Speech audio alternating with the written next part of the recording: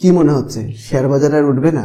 হ্যাঁ, এটা মনে হওয়াটা স্বাভাবিক ব্যাপার। কারণ যখন শেয়ার বাজারের ইন্ডেক্স একটার পর একটা সাপোর্ট ভাঙতে ভাঙতে নিচে নামতে থাকে এবং আমাদের মনে হয় যে এইটাই লাস্ট, এরপরে আর নামবে না, তারপরও যখন মার্কেট নেমে যায় তখন কিন্তু মনে হয় যে আর কোনোদিনই হয়তো মার্কেট উঠবে না, এরকম প্রশ্ন কিন্তু আমাদের মধ্যে জাগেই। তো আমরা জানি যে শেয়ার মার্কেট কখনোই সরলরৈখিকভাবে চলে না, তার মধ্যে উত্থান পতন, কখনো নামে কখনো ওঠে, এরকম একটা ব্যাপার আসে। তো আবারও বুল মার্কেট শুরু হবে, ট্রেন্ড চেঞ্জ হবে, ইতিহাস সাক্ষী রয়েছে, সেটা শুধুমাত্র সময়ের অপেক্ষা। দীর্ঘ কয়েক মাসের বিয়ার মার্কেটের পর এবারের বাজেটকে নিয়ে কিন্তু আশা নিরাশার বেশ দোলাচল ছিল। সবচেয়ে বেশি হতাশ হয়েছে যারা রেল বা ডিফেন্সের সেক্টর নিয়ে হোল্ড করছে, কারণ প্রত্যাশিত বড় ঘোষণা এবারের বাজেটে কিন্তু রেল বা ডিফেন্স বা ইনফ্রার ক্ষেত্রে আসেনি। তবুও এটা মনে রাখতে হবে যে কোনো বাজেটই কিন্তু সম্পূর্ণ ভালো বা সম্পূর্ণ খারাপ হতে পারে না। কোনো একটা দিক ভালো করতে গেলে আর একটা দিক কিন্তু খারাপ হয়েই যায়। ভালো মন্দ সমস্ত মিলিয়েই কিন্তু যে কোনো বিষয় হয়, কোনো কিছুই এক পেশে হয় না, সব মিলিয়েই হয়। এর আগের ভিডিওতে আমরা এবারের বাজেটের কোন কোন ভালো দিকগুলো রয়েছে, কোন কোন খারাপ দিকগুলো রয়েছে, সেই বিষয়গুলো নিয়ে ডিটেলসে আলোচনা করেছি। তোমরা যারা আগের ভিডিওটা দেখোনি, আমাদের আইবটমে দেওয়ার লিঙ্ক থেকে আগের ভিডিওটা দেখো, তাহলে এই ভিডিওটা বুঝতে আরও অনেক বেশি সুবিধা হবে। নমস্কার, আমি চিন্ময়, অ্যাডভান্স ট্রেডিং ইনস্টিটিউটে আপনাদের সবাইকে স্বাগতম।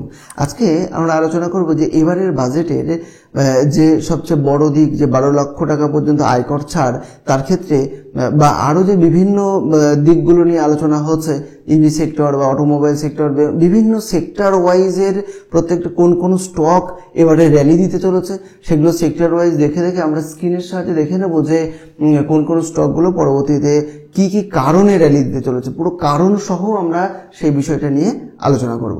তাহলে আলোচনা শুরু করা যাক। এবারের বাজেট কোন কোন সেক্টরের ক্ষেত্রে পজিটিভ এবং কোন কোন সেক্টর লাভবান হতে চলেছে, আর তার সাথে সাথে কোন কোন সেক্টর ঝুঁকির মধ্যে রয়েছে। দেখো, এবারের যে বাজেট রয়েছে তাতে সবচেয়ে গুরুত্বপূর্ণ যে ব্যাপার হচ্ছে সেটা হলো 12 লক্ষ টাকা পর্যন্ত ইনকাম ট্যাক্স ছাড়। এই যে 12 লক্ষ টাকা পর্যন্ত, বছরে 12 লক্ষ টাকা ইনকাম করা মানুষ কিন্তু আমাদের ভারতবর্ষে মাত্র 15%, মানে 85% মানুষ কিন্তু 12 লক্ষ টাকার মধ্যে, 12 লক্ষ টাকার বেশি, মানে মাসে 1 লক্ষ টাকা ইনকাম করতে পারে না।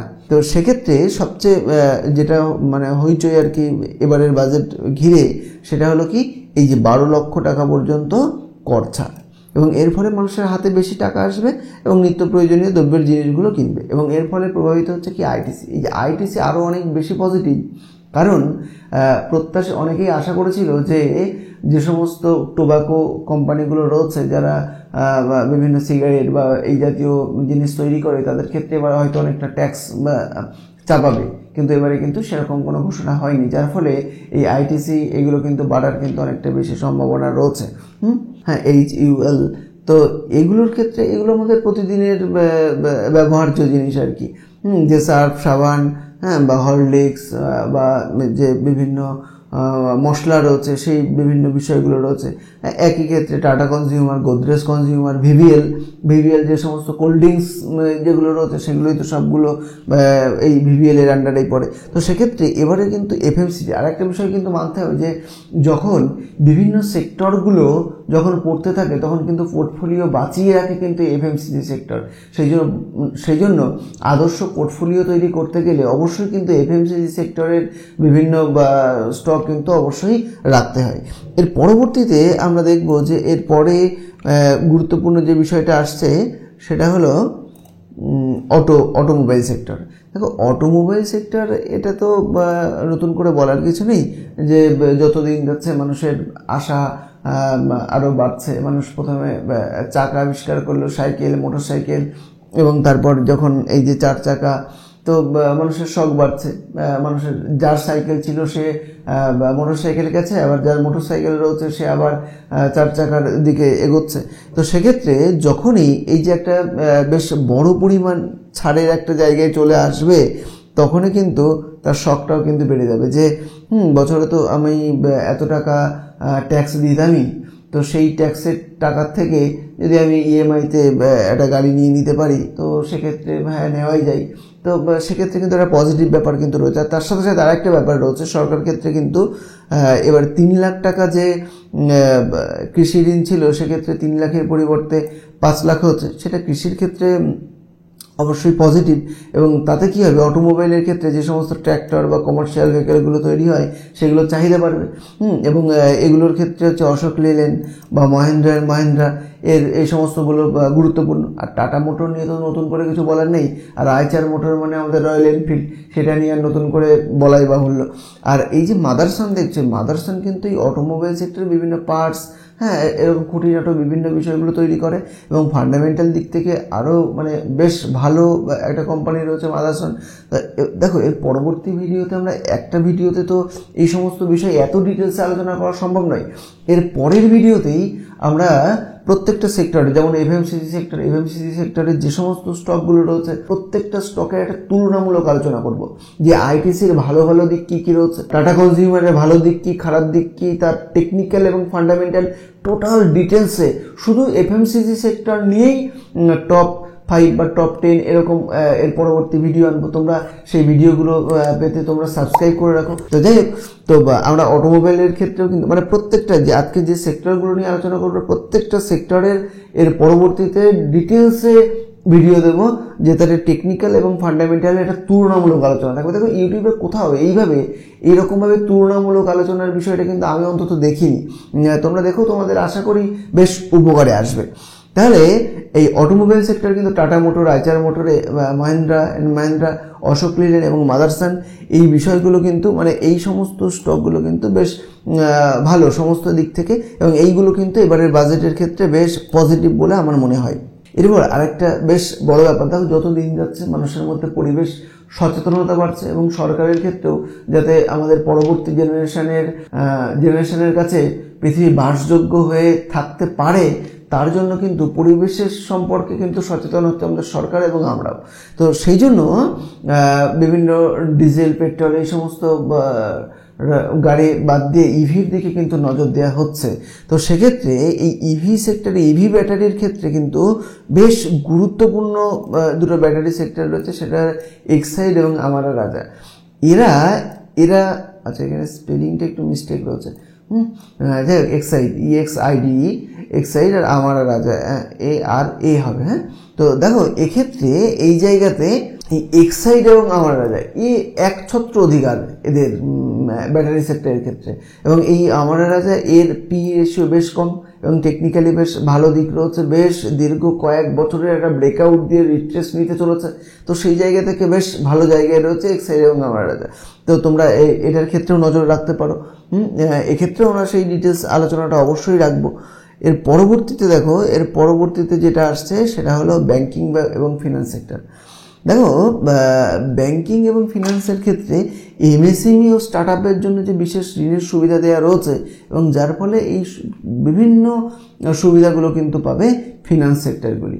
এবং এক্ষেত্রে সবচেয়ে বেশ ভালো জায়গায় রয়েছে যেটা ব্যাংকের মধ্যে আমরা যদি বলি আইসিআইসিআই ব্যাংক, এসবিআই ব্যাংক নিয়ে তো বলার কিছু নেই, ব্যাংক অফ বরোদা রয়েছে, এইচডিএফসি ব্যাংক রয়েছে, মানে একটা বড় একটা জায়গা রয়েছে এইচডিএফসি ব্যাংকের।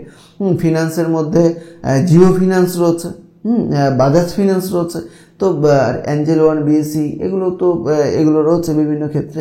তো সব মিলিয়ে এই ব্যাপারগুলো ফিনান্স সেক্টরের ক্ষেত্রে, এবং ফিনান্স যে কোনো কিছু, একটা গাড়ি কিনতে গেলে সেটা লোন দরকার হয়, এবং সেক্ষেত্রে সুবিধা পাবে কে? Finance sector. একটা যে কোনো কিছু, একটা টিভি, ফ্রিজ, যাই হোক, যাই কিনতে চাক না কেন, এখন কিন্তু মানুষ বিভিন্ন যে এখন যাতে আছে লোনের মাধ্যমে নিচ্ছে, নিয়ে আস্তে আস্তে মানে শখগুলো পূরণ করে নিচ্ছে, তারপরে টাকা পরে দিচ্ছে। তো সেক্ষেত্রে ফিনান্স সেক্টর কিন্তু সবচেয়ে বেশি বেনিফিশিয়ারি। তো সেক্ষেত্রে আমরা কিন্তু এই সমস্ত স্টকগুলোর ক্ষেত্রে দিকে কিন্তু নজর রাখতে পারি। এরপর দেখো ফার্মা সেক্টর যতদিন এগোচ্ছে তত কিন্তু আমরা ওষুধের উপরে বেশি নির্ভরশীল হয়ে পড়ছি। তো সেক্ষেত্রে ফার্মা সেক্টর অবশ্যই গুরুত্বপূর্ণ, এবং এবারে সরকার সামাজিক নিরাপত্তার জন্য কিন্তু বেশ কিছু স্বাস্থ্য প্রকল্প চালু করেছে, আর মেডিকেল রিসার্চ ও উৎপাদন বৃদ্ধিতে কিন্তু এবারে জোর দেওয়া রয়েছে। আরেকটা বিষয় কিন্তু তোমরা বাজেটে লক্ষ্য করবে যে জীবনদায়ী যে সমস্ত ওষুধগুলো রয়েছে ক্যান্সারের মতো, সেই সমস্ত ওষুধ কোম্পানিগুলির ওই জীবনদায়ী ওষুধগুলোর উপরে কিন্তু ট্যাক্স ছাড় দেওয়া রয়েছে, যার ফলে এই সমস্ত তার সুবিধাগুলো কিন্তু পাবে এই যে Biocon, Sun Pharma, DBC lab, Apollo hospital বা ম্যাক্স হেলথ কেয়ারের মতো বিভিন্ন স্টকগুলো। তাহলে ফার্মা সেক্টর গেল। এরপর দেখো, এরপর যেটা আসছে সেটা হচ্ছে আইটি সেক্টর। দেখো যুগ হচ্ছে বিজ্ঞানের যুগ, তো সেখানে আইটি বাদ দিয়ে অন্য কোনো সেক্টরের কথা কিন্তু ভাবাই যায় না, অন্য কোনো স্টকের অন্য কোনো কিছু কিন্তু ভাবাই যায় না। মানে তুমি যদি অটোমোবাইল সেক্টরের কথা বলো সেক্ষেত্রেও কিন্তু টেকনোলজি অবশ্যই দরকারি, বিভিন্ন ক্ষেত্রে আইটি নিয়ে নতুন করে বলার কিছু নেই। এবং ডিজিটাল ইন্ডিয়া আমাদের মোদী সরকার কিন্তু মানে প্রথম থেকেই বলে আসছে, সেক্ষেত্রে বিভিন্ন ডেটা সেন্টার বা আইটি সেবা খাতে কিন্তু সরকারি বিভিন্ন উদ্দীপনা দেওয়া হচ্ছে যে আরও বেশি যাতে এদিকে জোর দেওয়া হয় এবং আইটি কোম্পানিগুলোর ব্যবসা কিন্তু বাড়তে পারে। আর একটা ব্যাপার মনে রাখতে হবে কিন্তু যে এই আইটি সেক্টরের উপরে আমাদের ভারতবর্ষের আইটি যে সমস্ত স্টকগুলো রয়েছে, জিওপলিটিক্যাল কিন্তু একটা ব্যাপার রয়েছে, যে আমেরিকার শেয়ার বাজার খারাপ হলে কিন্তু এই আইটি সেক্টরের উপরে একদম বেশ ভালো মতো প্রভাব পড়ে, এটা কিন্তু আমাদের মাথায় রাখতে হবে। তার মানে আইটি সেক্টরে ইনভেস্ট করতে হলে আমাদের কিন্তু একটু জিওপলিটিক্যাল বিষয়গুলো কিন্তু মাথায় রাখতে হবে। এবং আইটির ক্ষেত্রে বেশ গুরুত্বপূর্ণ যেগুলো আমার মনে হচ্ছে, উইপ্রো কিন্তু বেশ ভালো একটা জায়গায় রয়েছে, ইনফোসিস, টিসিএস, এইচসিএল টেক, এই সমস্ত স্টকগুলো কিন্তু বেশ ভালো এবং বেশ স্ট্রং আর কি। তো সেক্ষেত্রে তোমরা এই সমস্ত স্টকগুলোর উপরে নজর রাখতে পারো। এরপরে এছাড়াও দেখো আর যে ব্যাপারগুলো রয়েছে, এর পরবর্তী যে সেক্টর আসছে সেটা হচ্ছে টেকনোলজি। যে দেখো টেকনোলজি, ওই আইটি টেকনোলজি কাছাকাছি বিষয় আর কি। বিভিন্ন যে ইভি বা স্মার্ট গাড়িগুলোর যে সমস্ত প্রযুক্তি রয়েছে বা ডিজিটাল ট্রান্সফরমেশন, এআই ভিত্তিক যে বিভিন্ন গবেষণা, সেক্ষেত্রে দীর্ঘমেয়াদী কোম্পানিগুলির কিন্তু এই সমস্ত ইয়েগুলো কিন্তু বেনিফিশিয়ারি আর কি। তো সেক্ষেত্রে দেখো KPI tech, Tata tech, Dixon technology, Zensar, এই ডিকসন টেকনোলজি কিন্তু এই যে বিভিন্ন কোম্পানির যে ফোনগুলো রয়েছে, সেটা স্যামসাং হোক বা অন্য যে কোনো কোম্পানি হোক, সমস্তগুলো কিন্তু এই ডিকসন টেকনোলজি তার বিভিন্ন পার্টসগুলো একটার সঙ্গে একটা ইয়ে করে কিন্তু সমস্ত বিষয়গুলো কিন্তু ডিকসন টেকনোলজি দেখে, বা মানে এরকম আরও যে বিষয়গুলো রয়েছে। তো সেক্ষেত্রে এই টেকনোলজি কিন্তু বেশ গুরুত্বপূর্ণ বিষয়। হ্যাঁ, এরপর দেখো গ্রিন এনার্জি। দেখো গ্রিন এনার্জি বললাম যে পরিবেশ সচেতনতার জন্য গ্রিন এনার্জি তো অবশ্যই একটা পজিটিভ ব্যাপার। তো সেক্ষেত্রে 100 গিগাওয়াট নিউক্লিয়ার এনার্জি প্রজেক্টের কিন্তু ঘোষণা করা হচ্ছে এবং ক্লিনটেক ম্যানুফ্যাকচারিং ও পুনর্নবীকরণযোগ্য শক্তির উপর কিন্তু এবারে বিশেষ জোর দেওয়া হচ্ছে এবং যার ফলে বেশ সুবিধা পেতে চলেছে Tata Power, JSW energy, NTPC, Suzlon. Suzlon দেখো দাম কম হলেও অনেকের পেনি স্টক মনে হতে পারে, কিন্তু তুমি তোমার পোর্টফোলিওর 1% কিন্তু রাখতেই পারো এরকম সুজলনের মতো, যার ফান্ডামেন্টাল মোটামুটি ভালো, ডেপ্ট নেই সুজলনের কোনো। তো সেক্ষেত্রে একটা স্টক রিস্ক নিয়ে রাখাই যায়। দেখো 50 টাকা বা 55 টাকা হয়তো দাম এখন, তো সেক্ষেত্রে একটা রিস্ক নিলে হয়তো এক্ষেত্রে একটা বড় কোনো কিছু পাওয়া যেতে পারে। যেমন এই তো কিছুদিন আগেই দেখছেন যে সিজি পাওয়ার যে শেয়ারটা রয়েছে সেটাও বেশ ভালো। সিজি পাওয়ারটা দেখবা যে 20 সাল নাগাদ হয়তো 5 টাকাতে চলে এসেছিল, সেই 5 টাকার শেয়ার এখন দেখো কোথায় হচ্ছে 500 বা 700 টাকা হয়ে গেছে। তো সেক্ষেত্রে সেই জন্য যে কোনো ক্ষেত্রে আমাদের অবশ্যই একটু রিস্ক নেওয়া যেতেই পারে। আর এরপরে আসছে ফার্মিং ইন্ডাস্ট্রি। দেখো আমাদের ভারতবর্ষ প্রথম থেকেই এখনও মানে উন্নয়নশীল দেশ, এখনও সেই জায়গা টেকনোলজি বলো আইটি বলো কোনো ক্ষেত্রে সেই জায়গায় পৌঁছতে পারেনি। আর আমাদের ভিতটা কিন্তু সেই কৃষিকেন্দ্রিকই রয়েছে এখনও পর্যন্ত। সেই জন্য এখনও বাজেট করতে গেলে আমাদের কিন্তু কৃষির ওপরে একটু জোর দিতেই হয়। এবং সেক্ষেত্রে যে সমস্ত আত্মনির্ভর ভারতের কৃষি প্রকল্পের অধীনে যে উচ্চ ফলনশীল বীজ প্রকল্প চালু করা হচ্ছে এবং ফুড প্রসেসিং খাতে কিন্তু এবারে কিন্তু নিয়োগ বেশ বৃদ্ধি পেয়েছে এবং যার ফলে সরাসরি সুবিধা পাবে দীপক ফার্টিলাইজার, শক্তি পাম্প বা কাবেরি সিড, এই সমস্ত বিভিন্ন কোম্পানিগুলি। তোমরা এইগুলো রাখতে পারো, এইগুলো দেখতে পারো। এর সাথে দেখো রিয়েল এস্টেট ভবিষ্যতে যতদিন যাবে তত রিয়েল এস্টেট বিজনেস বাড়বে।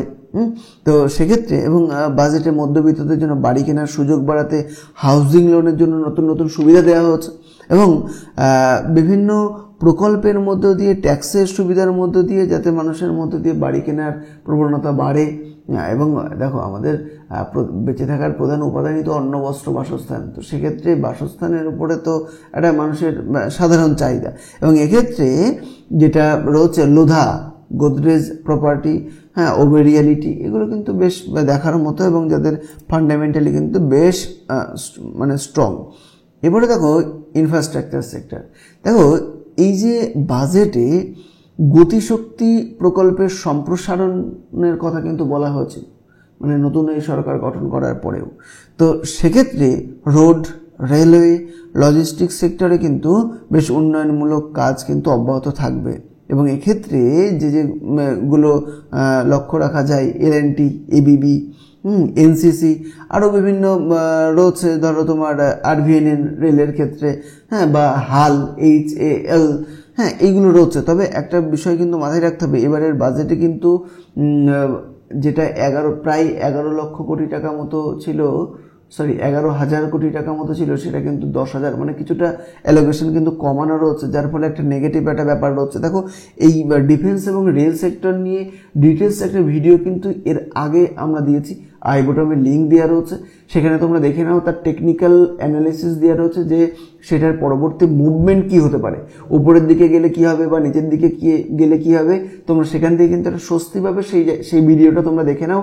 রেল এবং ডিফেন্স নিয়ে এবং ইনফ্রাস্ট্রাকচার নিয়ে ডিটেলস কিন্তু সেই ভিডিওতে আলোচনা করা রয়েছে। এরপর দেখো, আমরা আলোচনা করছি হোটেল অ্যান্ড ট্যুরিজম। হ্যাঁ, ট্যুরিজমের উপরে বেশ জোর দেওয়া রয়েছে। এবং দেখো, নিজেদের ক্ষেত্রে বুঝতে পারবে, আগে মানুষের মধ্যে কিন্তু এত বেড়াতে যাওয়ার নেশা কিন্তু ছিল না। এখন কিন্তু মানুষের যদি বলা হয় হবি কি, যে তোমার ইচ্ছে কি, বেশিরভাগ মানুষের কিন্তু বেড়াতে যাওয়ার ইচ্ছে। তো সেই জন্য সরকারও এই ট্যুরিজমের উপরে বিশেষ জোর দিচ্ছে, যাতে এই ট্যুরিজম শিল্পটাকে আরও বেশি এগিয়ে নিয়ে যাওয়া যায়। এবং সেক্ষেত্রে যে সমস্ত স্টক বেশ লাভবান হতে চলেছে, India hotel, Thomas Cook, Ease My Trip, হ্যাঁ, IRCTC, হ্যাঁ, বিভিন্ন স্টকগুলো রয়েছে, সেই সমস্ত স্টকগুলোর দিকে আমরা নজর রাখতে পারি। দেখো, আমরা আজকে সমস্ত স্টকগুলো নিয়ে, জাস্ট স্টকের নামগুলো নিয়ে সংক্ষেপে আলোচনা করলাম। এর পরবর্তী ভিডিওতে প্রত্যেকটা সেক্টর ধরে এবং সেই সেক্টরের কোন কোন স্টকগুলো দেখার মতো, নজরে রাখার মতো, এবং তার ফান্ডামেন্টাল এবং টেকনিক্যাল একটা তুলনামূলক আলোচনা কিন্তু আমরা তোমাদের সামনে রাখবো। তাই চ্যানেলটা তোমরা সাবস্ক্রাইব করে রাখো এবং বেল আইকনটা দাবিয়ে রাখো, যাতে এর পরের ভিডিও ছাড়ার সাথে সাথেই তোমার কাছে সবার প্রথমে এসে পৌঁছই। আর ভিডিওটা শেয়ার করো, যাতে আরও বেশি ইন্সপায়ার হই। আজকে এই পর্যন্তই, টাটা।